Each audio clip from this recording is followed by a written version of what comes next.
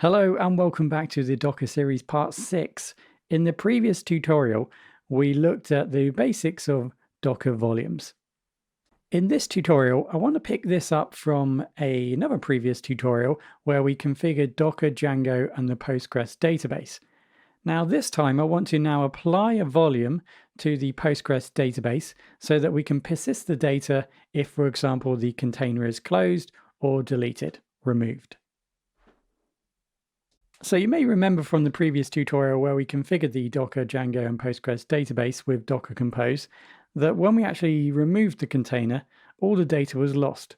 So the idea here is that we're going to utilize a volume or configure a volume which is stored, or a folder, a file location which is stored on the host, and then attach it to the Postgres container so that we can store the data once, like I said, the Postgres database container is closed.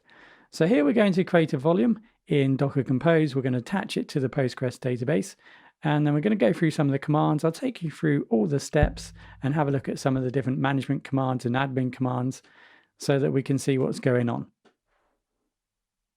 This is where we left off the previous tutorial where we created this file.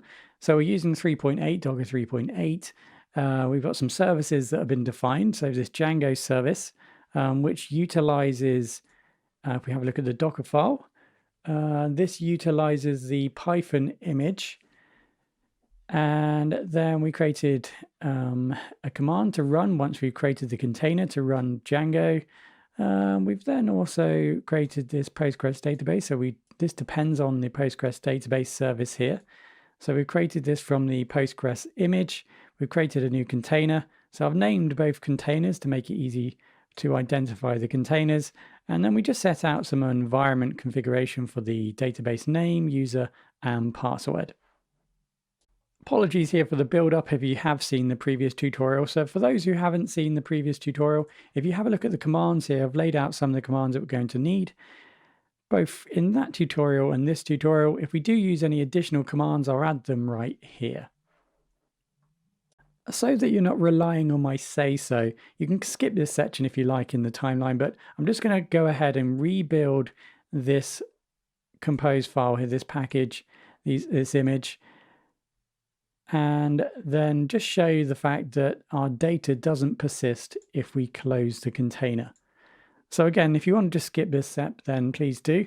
So we're just going to go through that process very quickly. So I've got my Docker admin dashboard open. I'm just trying to resize that so you can see everything. So you can see that I've already downloaded some images. That doesn't need to be downloaded. This will happen when we create our new image, but I've just got these already ready. So you can see that I've removed all the containers, so I don't have any containers going at the moment. So what I'm going to do is just run this command here from the command prompt. So Docker Compose run. So that's going to run whatever we ask it to run. In this case, we're going to run, that's slightly wrong. We're going to run Django. So this is a reference to the Docker Compose file, Django. Notice that Django relies on or depends on the Postgres database as well. So that's going to also be created. So this is a multi-container setup. Right, so Docker Compose run Django, Django admin, start project core. So we're going to run this command once we've configured Django, Django admin start project, and we're going to build a project called core. So let's go ahead and do that. So that's going to build. Now, if you haven't downloaded these images, that might take a few seconds to download those images.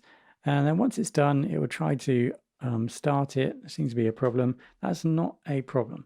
What we're just going to do is just going to say docker compose down. Okay, so what we have now then is a new image here. That's what we created from these images. If we go into the containers, I've just removed everything. I've just utilized the Docker Compose down just to stop all those services. So let's now go ahead and start them. So let's say up, Docker Compose up. That's going to start our new service. Notice that the container is now starting to run. We've got the image here. So we're running this image here, this new image. So this basically is Python, but with Django installed onto it. So let's have a look. we've got two services here. We've got the database and we've got Django.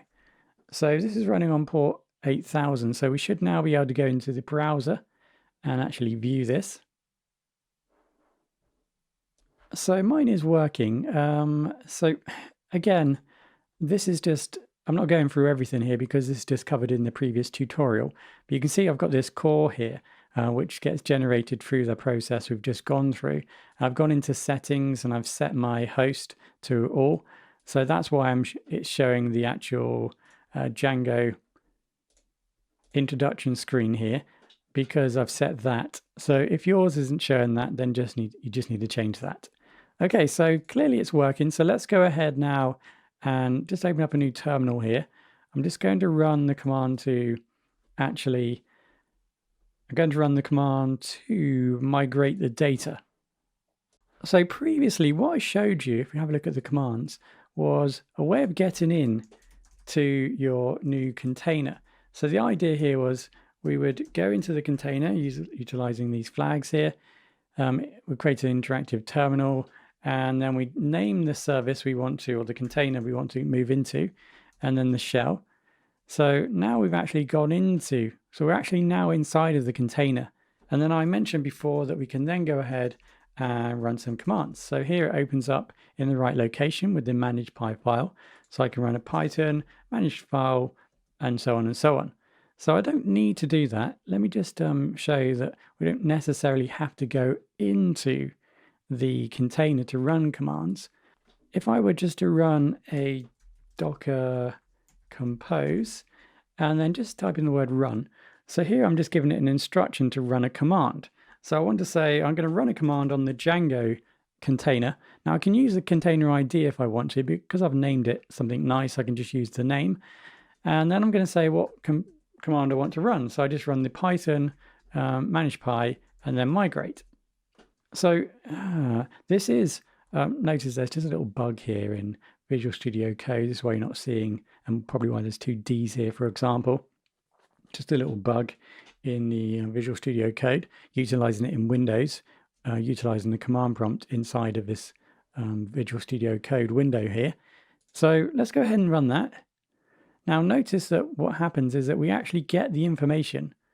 So we actually see the migration and all of the text as we would do if we were in the console of the container.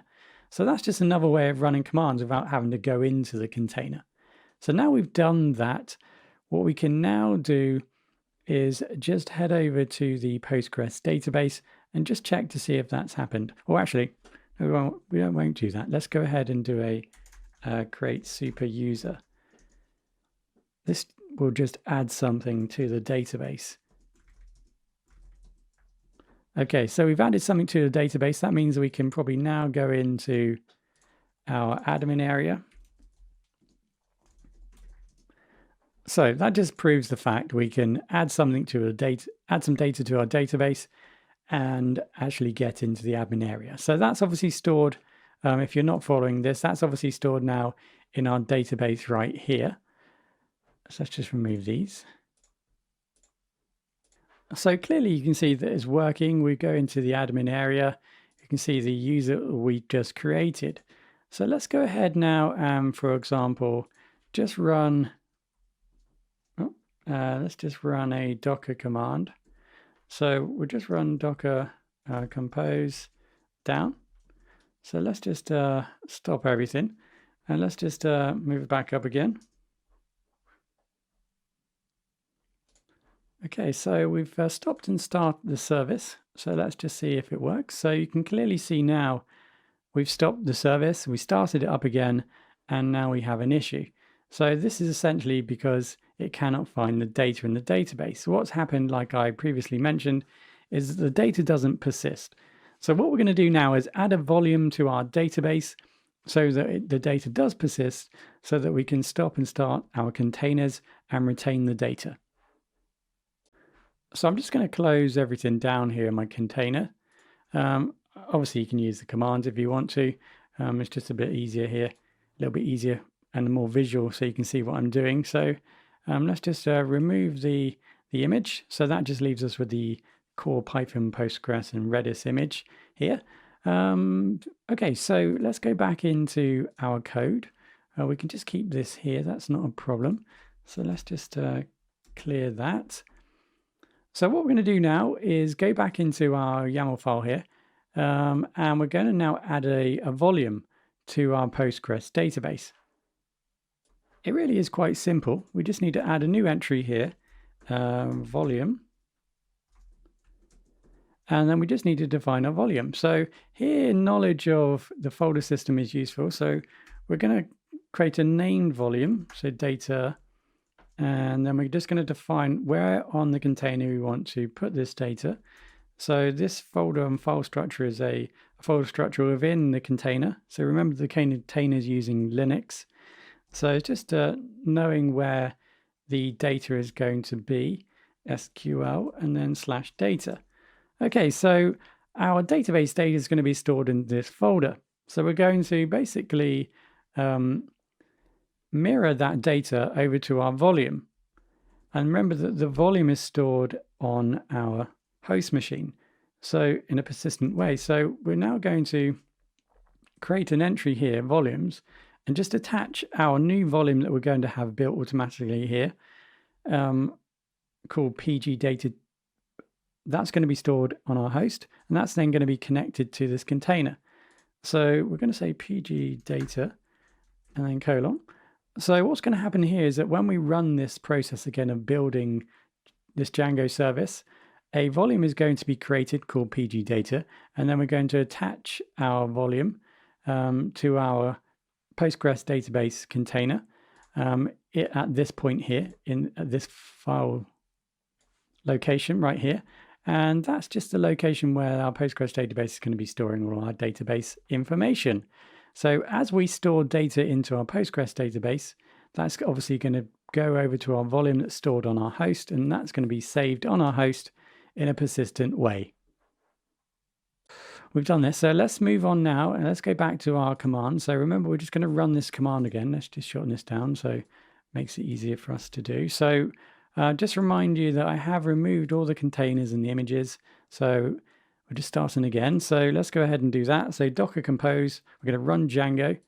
So we're going to run Django. That's going to obviously also run the dependencies, which is the Postgres database. And now this time we're going to build a volume. So let's go ahead and do that. So the process is going to be the same. If you've already downloaded the images, it's going to take a couple of seconds now instead of having to wait for all the downloads. You can see now we've created, it's attempted to start, and obviously there's an error here. That's not a problem. So let's just go ahead and, like we did before, let's just Docker compose and then down. And let's just put this up again. Okay, so everything seems to be working okay. Let's just go back in, it's all green. Let's just see if we can now see the home page again.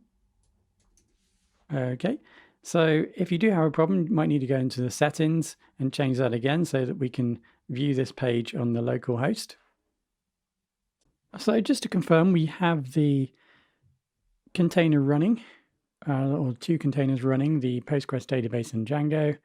We've created a new image again, but obviously this time we're utilizing volume. So let's have a look at our volumes. So we can just type in Docker volume and then list ls. So you can see here we've got we've got a few things here, but the container that we're concentrating on, the one that we've created, was this PG data container. So that's the container. You'll notice that we've got all these different volumes. I keep saying containers. So this is the volumes. So we created this volume here. Now we can go ahead, like I said before in the previous tutorial, we can remove. Now we have named it Docker PG data or my volume, etc. So if we wanted to remove a volume, we could go ahead and do that if we wanted to by using the rm command. Okay, so that just confirms that our volume has been created. So we can drill down, if you remember, and look at the specifics about our volume. So that's the inspect command. So Docker and then volume inspect, and then we can just name the volume. So you might imagine we need to type in Docker underscore PG data. There we go. So this is a little bit about the volume here. So let's just see if we can move this up. So we've got a scope here of local. So it's available in a local, on the local machine. Driver local labels. So we've got some labels, the volume name, and then the mount point. So varlib docker volumes docker PG data data. So this is the mount point if I wanted to find that data. So there we go. So there's just a little bit of information about the volume. Okay, so that's all good. Right, so now let's go in again, and we're just going to recreate or run a migrate on our data. So we can just use this again, saves us typing it out. So what we're going to do is use Docker Compose. We're going to run a command in the Django container, which is going to be the migrate command again. So let's just go ahead and migrate. So with that done, we can now go ahead and run the create super user again, just to add some data to the database. So we're just going to call this admin. Okay, so let's go back into the system here. So we've added some data, so we should be able to log in now. So whereas before we had the problem where when we closed the container and then opened up again, it didn't retain the data. Now that data should be stored on our volume, on our host. Remember, our container is connected to our volume. So let's now go ahead and run a Docker compose and then down. And then we'll just bring it back up again. Now previously the data didn't persist. So let's have a go now at going back here, and we're going to refresh. So just double check, admin, there we go. Okay, so let's go ahead and now remove our container manually. So we're just going to just delete this, so we don't have a container anymore. Okay, so we can still use the same command again, compose up. So that should recreate our containers. That's what's happening here. We're recreating the containers. There we go. So now we have our two containers. So let's just try this out again. So that seems to be working again. And then admin. And we've still got our user. So there we go. That's how to persist data using volumes with Django and a Postgres database. Something that I haven't mentioned, you may see in other examples of relative paths where you see the dot and then the slash. So utilizing relative paths here and not fully qualified paths, that can cause problems sometimes. We need to remember what we're dealing with here. So where you can do is best to try and utilize fully qualified paths here rather than to use the relative path. That's just a note to make if you see any other examples. So we have used a relative path up here, for example, but that's just a note for you to maybe have a little read about and for you to think about if you do have some problems. So apart from that, I think we're done here. We now know how to create a simple volume for our database. And we've attached it, and we've tried to check the persistency of it, and we can now see that it's working. Now, obviously, although this is the case, we ought to try and back up our data. So we are running a Postgres database, so you can run a data dump on that if you wish. So that would just be a PG dump. So let's go ahead and try that. So let's go into the actual container. So we're going to run Docker. And then we're going to go to the container, which is a PGDB and Postgres database. Yep. And then we're going to need a shout. So let's just list that. So now we're inside of the container, the database container. Now remember that our volume is mapped across to here. So we can actually go into that folder. So we can cd into var/lib/ PostgreSQL data. So this is the folder right here. This is all the data that we're storing on the volume. Okay, so we can run a backup of this Postgres database if we want to. So let's go ahead and back up our data to the volume. So pg dump, and then we've got or the switch, the U switch. So for the user, so our user was called Postgres. Have a look at the doc and compose file. If you remember, we added all this information when we created the containers, or the image, sorry. So we then go ahead and use the W. Okay, so this is a force. So we're going to force for a password prompt. And then we're going to use the F switch, which is specifies the output file format. We're going to be using tar, so therefore we specify T. And then we say Postgres. And that's the actual database. It's called Postgres. And then just specify where we want to store it. So backup, just backup.tar. Okay, so actually we're expecting a password, which is just Postgres. Ls that, and you can see that we have a file here called backup.tar. So the next question you have is, well, we've created a backup of our database. We've saved it. It's on the volume. In Windows, how do you access the data in the volume? Well, that really is its own tutorial, and it's something that we will cover.